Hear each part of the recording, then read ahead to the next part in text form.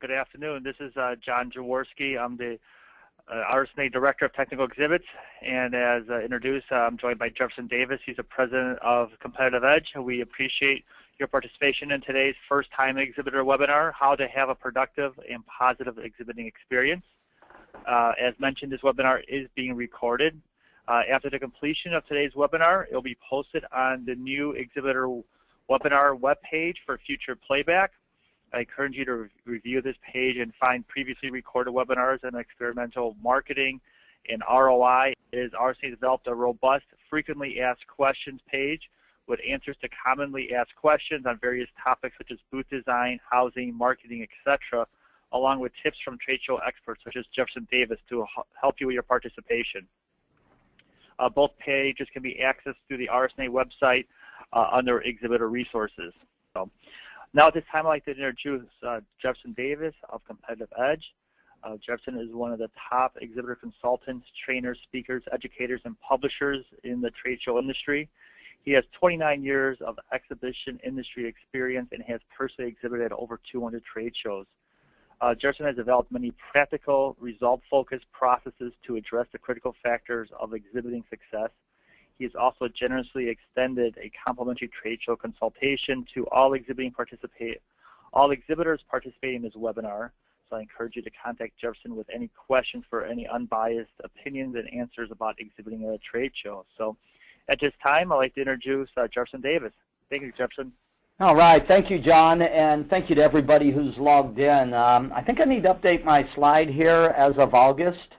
I've now 30 years in trade shows. Did my first trade show back August 1985, the Western Restaurant Show. 30 years later, what a fun ride and journey it's been, and got many more years to go on this. My position on trade shows always has been that it's a really powerful way to support a company's business objectives, and to succeed at the game of exhibiting. That's what it's about. It's about making sure it's supporting your core business objectives and that you're generating measurable financial value beyond cost. When it comes to the game of trade shows, the question I usually ask is, do you make expensive appearances, or do you make productive, profitable investments? And so I've really dedicated the last 30 years of my career to trying to find the answer to what's the difference. How did two companies go into a show, similar products, similar services, same opportunity, and one company has an incredible experience. Their booth is busy the entire time. They capture great leads. They follow up. They convert these leads to business. They get tremendous ROI. And the other company, again, similar products, similar services, same opportunity, kind of stands around in a quiet booth and watches the moving parade of life go by in the aisles. And so what's the difference? And I'm still asking that question, and I'll be asking that question for the rest of my career. And I think I've got some of the answers here, so I want to share that with you. Now, I'm targeting this toward new exhibitors, these 10 big mistakes, but honestly, I'm targeting this toward all exhibitors, because even some of the more senior savvy exhibitors are overlooking some of these mistake areas. As John mentioned, the exhibitor service kit. Most of your headaches, most of your hassles, most of your cost overruns are going to come from failure to really digest the exhibitor service kit. So make sure that you engage completely with that. Make sure you mark those deadlines. Make sure you pad those deadlines. Give yourself a little wiggle room ahead of the deadline. You might be out of the office. You could be sick that day, and you don't want something like that to cause you headaches or cost your company money. Second mistake is unrealistic expectations. Just thinking that showing up and setting up your booth and standing around, the people are going to come running to you. I'm going to give you a formula called exhibit interaction capacity that's going to help you get in touch with the real opportunity that RSNA and any trade show presents for your company. Third, failure to set goals. everybody has reasons, right? Branding, visibility, awareness, introduce a new product, get some leads. But reasons are not enough. So we're going to talk a little bit about goal setting and how to do that because people ask me all the time, they go, hey, how do I turn my trade show program around? And my answer is always the same. You begin at the beginning. You begin with the end in mind. Okay, so we'll talk about that. Number 4, as John alluded to, critical important point. You know, there's over 650 exhibiting companies here. The attendees have choice about where to spend their time. They're very selective about which exhibitors they visit, and they're often coming to the show with an agenda. And so you've got to, number 4, pre-market your participation. You cannot do what I like to call exhibit by hope, which is rent space, show up, and hope that people find you. This is a big show. It's an exciting show. It's a tremendous opportunity, but you got to do your part. You know, RSNA will get them to the city. They'll get them into the convention center. They'll get them into the exhibit hall, and that's where their responsibility stops. It's our responsibility at that point to get enough of the right people to our booth. So we'll talk about that a little bit. Number 5, your exhibit. You know, the look, the messaging, the accessibility, the navigation, all these issues are critical to your success. And oftentimes, you know, we're making mistakes in this area. So I'll spotlight what some of those are and give you some pointers on how to improve that. Number 6, whatever your product or your service is, you got to be very thoughtful about the experience. You've got the presentation, the demonstration. Okay, so we got to really think what are we going to focus on, and how do we get people to physically and mentally interact with it, whether it's a product or a service. So we got to be very thoughtful over there. You can do all those first 6 things right, and if your booth staff is looking and acting like they don't want to be there, if they're sitting down behind tables, cell phones in their hands, drinking, eating lunch, it's not going to work. It'll fall apart right there at your staff. And by the way, we're going to do a webinar coming up on staffing, so I would strongly suggest everybody register for and log in for that. Number 8, that's a new exhibitor thing we see often, is taking your booth down before the show closes. Not only is that against the show regulations and can limit your ability to ever come back, but it is very disrespectful to exhibitors around us, and it's more disrespectful even to the attendees. So if the show is 9 to 5, the exhibit is open till 5:05. Okay. Number 9, if you're not writing orders, writing orders or securing orders on the show floor, and you ever hope to get ROI, the real product of the show for you is the leads. So not only do we have to take good leads, but we got to follow up. As John mentioned, one of the biggest frustrations of the medical show attendee, they go into the exhibit hall, they interact with exhibitors, they allow them to scan or swipe their badge, they expect information and follow up, and it's just not happening. Okay, so if you're going to take a lead, you follow up. If you're not going to follow up on the lead, don't take it. Tell the visitor, I don't think we're a match. And number 10, the amount of time perspective that you take into consideration as you evaluate the results from the show. It's very rare that you can judge the ultimate value from at closing time, and it's even more rare that you can judge the ultimate value of a show from just one attempt, as I'll talk about in a moment. So I want you to take a glance at these 10 mistakes, and I want you to put a circle or a check mark. Do any of these have your attention? Do any of these concern you? Are you kind of dealing with all of these well? Because you can't fix what you don't acknowledge. And so that's what I'm looking for as we start here. So let's jump in, and what I want to do now is transition and go to 10 keys, if you will, that kind of unlock the treasure chest of the incredible results that await you when you do it properly.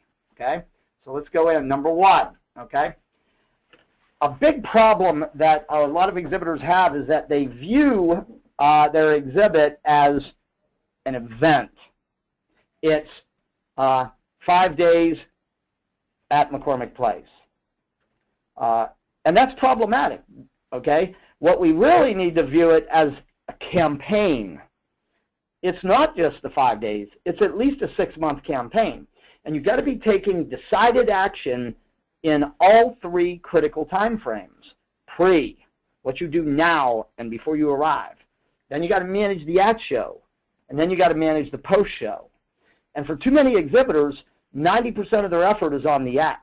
And they're spending not enough time in the pre and not enough time in the post.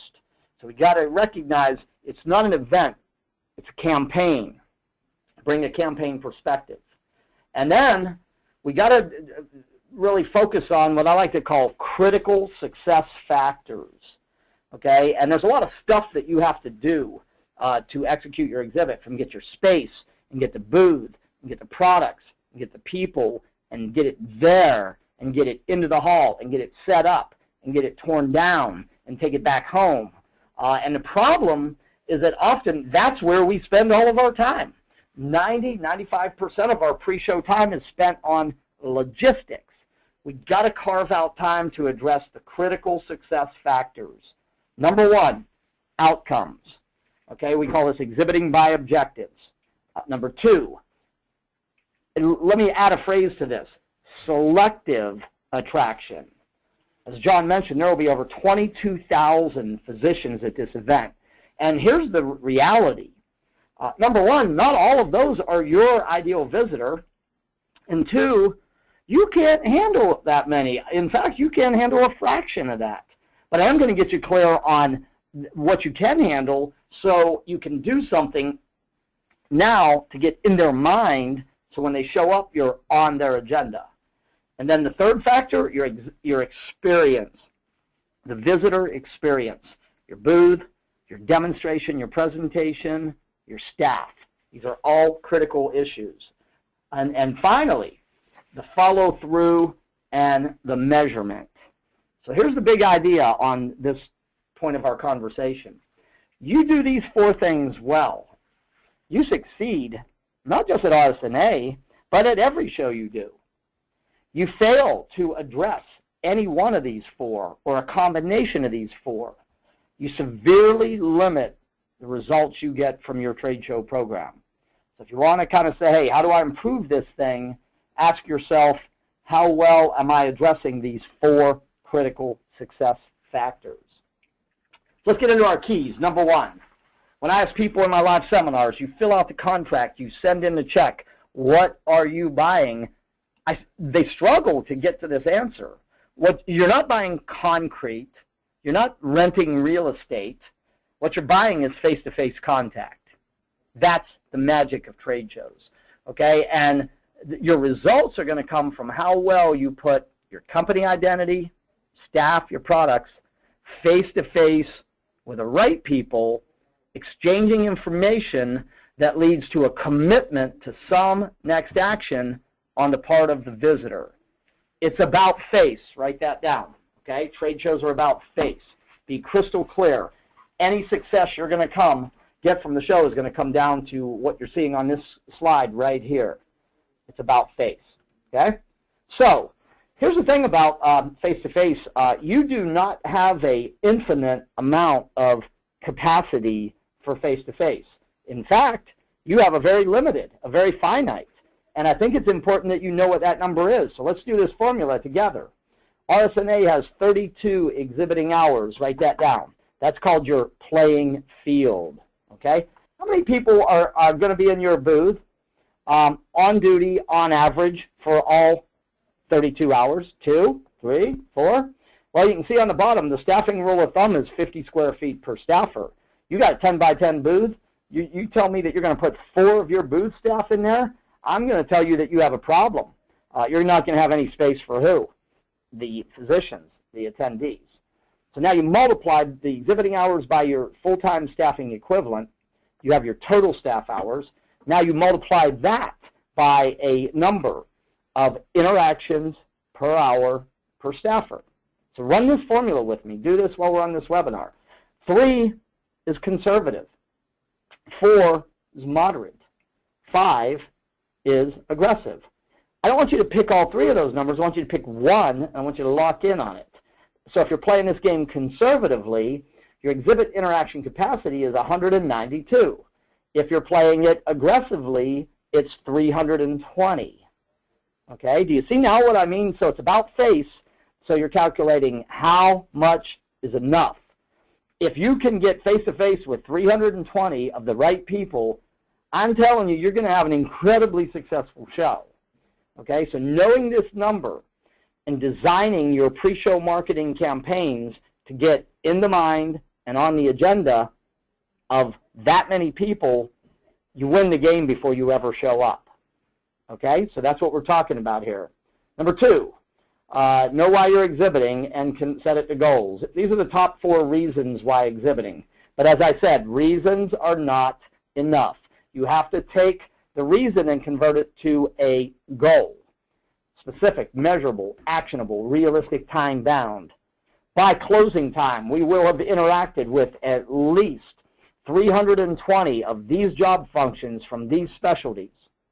Within 90 days of closing time, we will have had face-to-face in-clinic interactions with 20% of our leads. Business. Within 6 months of closing time, we will have opened at least 5 new accounts. ROI. Within 1 year of closing, show closing, we will have generated at least a 10-to-1 return on our investment. Those are all SMART goals. Now, you can't just say that and wish it and hope it's going to happen. The next thing you got to do is create a written action plan. The goal, the strategy, the tactics, the steps, the responsibility, the time, the budget, and then you execute the plan. Okay? So it's not enough to think it. You got to ink it. Write it down. Clarity is power, and one exhibitor with a plan will outperform 100 exhibitors without a plan. Number 3, you got to invest enough resources. Sometimes the reason we're not getting results is because we're doing it on the cheap, and it shows. The budgeting rule of thumb, floor space times 3 to 5.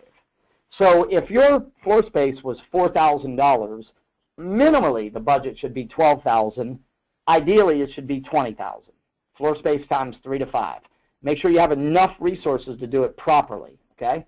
Number 4, as we've talked about over and over, in the mind, on the agenda of enough of the right attendees. This is a critical success factor. How much is enough? Exhibit interaction capacity. Who are the right ones? The specialties and the job functions and titles of the people that are use or influence or make decisions for what you offer. You see, the attendees are not showing up and just stumbling up and down every single aisle at random and just falling into booths. Okay, 3 out of 4 are pre-planning their visit. The average attendee is only stopping and crossing the carpet line of about 26 to 31, and half of those stops are pre-planned. Okay, so don't just show up and hope. See, here's the thing. If the radiology market is important to your company, if face-to-face contact is important in how you acquire and retain customers, you're in the right show, okay? But you've got to do the right stuff, okay? You got to make sure that you're doing their stuff. You got to use targeted pre- and at-show marketing. Okay, so step 1, set down, create an ideal visitor profile. Customers, prospects, suspects, specialties, type of facilities, operations, job functions, titles, geography. Then look internal for the lists that you have available. Then go external. Look for pre-registered attendee lists, previous show attendee lists, lists from other shows you've been in that are relevant. Then use multiple marketing media to try to touch your ideal visitor 3 times before they come to the show. Okay, this is selective attraction. So here's what I want you to do. Take a look on the screen right now. How many media do you use to promote your participation?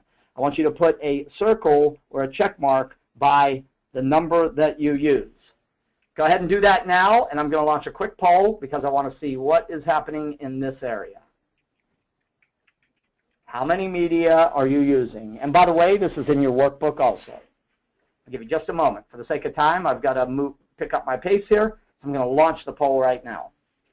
0, no media. You don't even pre-market. 1 to 2.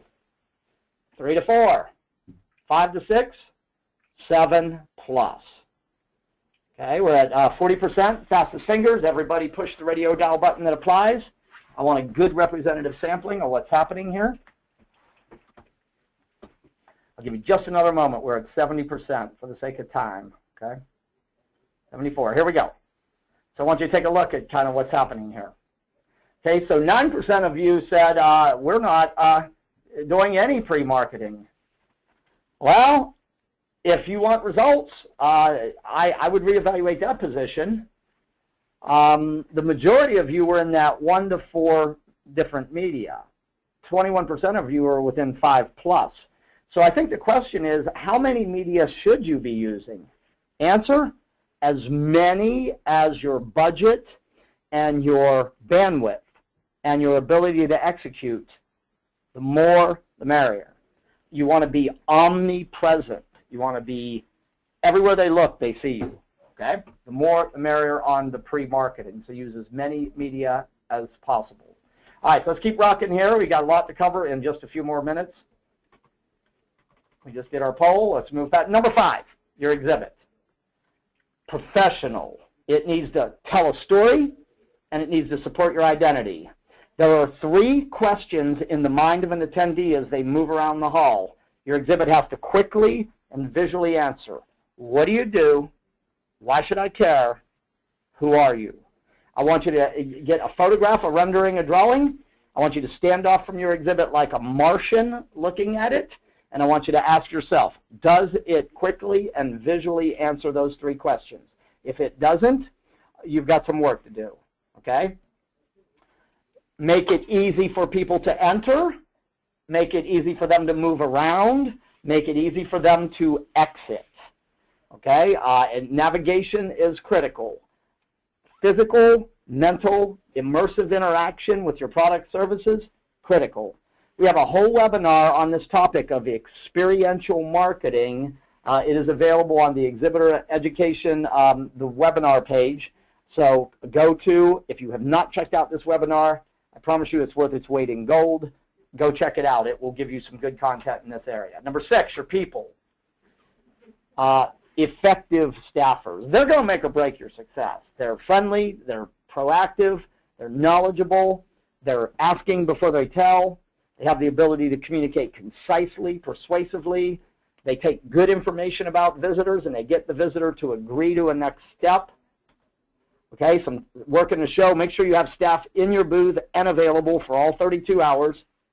Half of the battle of getting toe-to-toe is just looking like you want to. Stand up, put a smile on your face, greet people. When people enter your booth, know what questions you need to ask. Develop a very short company story that says what we do, what we're known for, and what makes us different. Make sure that your staff can communicate your key messaging concisely, persuasively, interactively. You may never stand with this person again. Get more information and get a commitment to the next step. Secrets from the show floor, what your staff needs to know and do. I'm going to take a deep dive on this topic in a live RSNA webinar. Make sure you register you and your staff for it. Okay? Number 7, leads. Okay? The quality of a lead is in direct proportion to what the next step is, the clarity in the visitor's mind, and the visitor's agreement to take that next step. Okay? I strongly suggest you acquire the show lead retrieval system. I also suggest you customize it. I think it's a mistake to have a new customer walk into your booth, hand you the badge to scan, and you can't scan it. I would seriously think about that. Move fast or in line with the visitor's request. Always link your follow-up back to that request. If you're emailing, put RSNA in the subject line. If you're mailing, put here's the information you requested at RSNA on the envelope. Okay, make sure they know they requested it. Use multiple media for your follow-up and get your plan together before you get to the show. okay? The average exhibitor takes 26 days to vet their leads and get them into the queue for follow-up. Way too long, okay? Number 8, measure. What gets measured gets improved. I know you know what you spent, but what I want you counting is what you get over time, okay? All of us need some form of metrics, so I'm going to recommend you build a simple and consistent set of performance metrics. The basic ones are cost per lead, cost per interaction, total lead count, quality by priority, and the potential value of the leads, and your ultimate ROI calculations.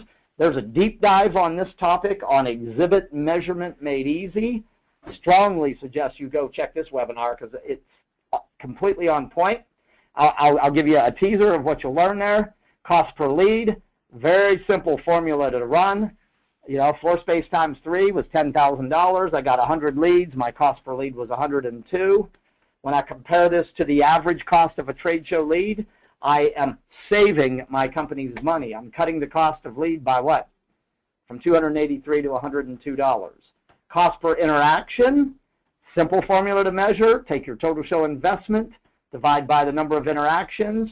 You have your cost per interaction. Look at this. In this example, it's $51.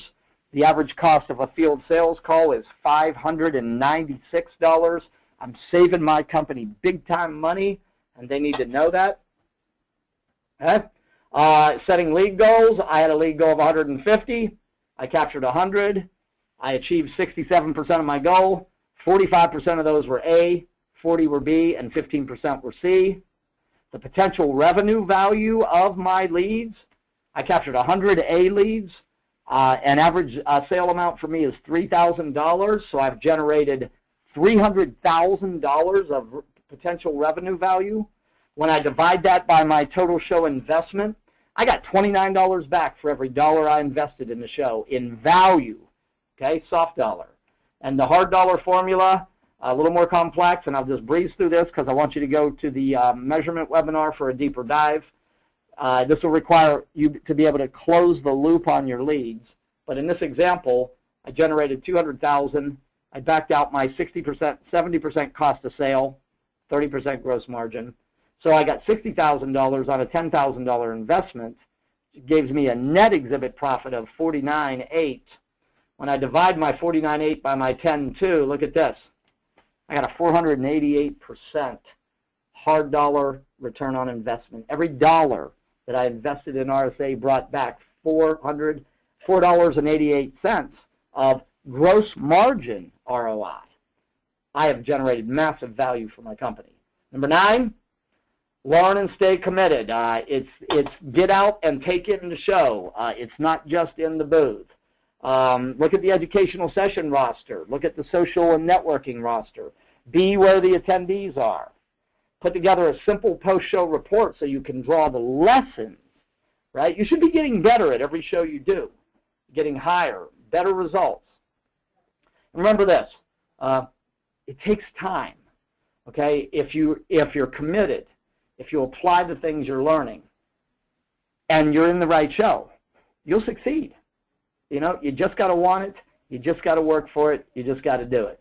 And then last key here, we'll open for a few questions and wind down. And I'm speaking to exhibitors who are new to the RSNA annual meeting. Okay, here's the big idea. If the people attend this show, if they influence or make buying decisions for what you sell, I promise you you're in the right show. Okay? I don't think there's any valuable, tangible way you can judge the value from one attempt. I think you should make a firm commitment to 3 consecutive times. You know, ask any exhibitor who's been in the show for 4 or 5 years, and they'll tell you, year 1, struggled. Year 2, learned a little more, made some adjustments, got a little better. Year 3 seemed to be the watershed event, when all of a sudden they just got incredible results. If you put your toes in the water once, and it feels cold and you just run away from the beach, then it's over for you, right? This audience, if this is the audience, you're in the right show, but you got to do more. You can't do the same thing 3 years in a row and just hope that this gets better. Okay, you got to apply more. And here's the thing, you've got an incredible partner here with RSNA. John and the entire team are some of the coolest nicest, most committed people I know in the entire show industry. They really care about your success. They will turn over any and every stone they can to help you succeed. Okay, and see them as your marketing partners. Work with them. Ask the questions. Use the free resources. Look into the other resources that are available.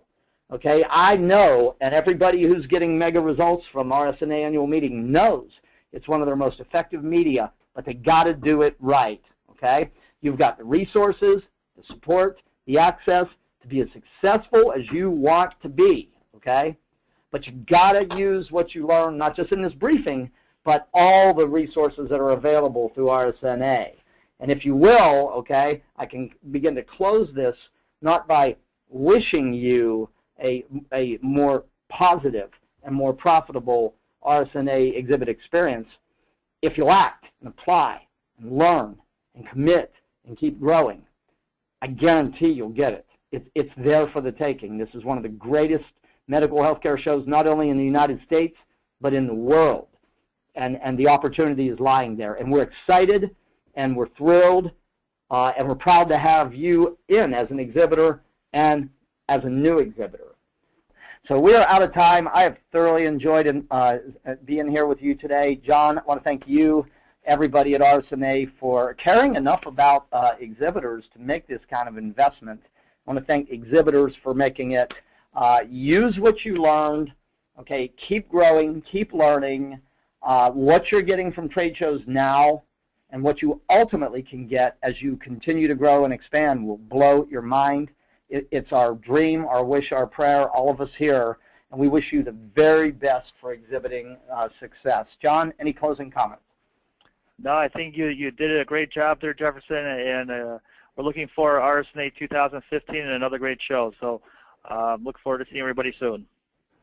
All right. Thanks, everybody. This concludes today's webinar. Have a great rest of the day. Go to the RSNA exhibitor webinar and the FAQ page. A lot of great content up there. We'll see you there, and we'll see you at the next webinar. Have a great day, everybody.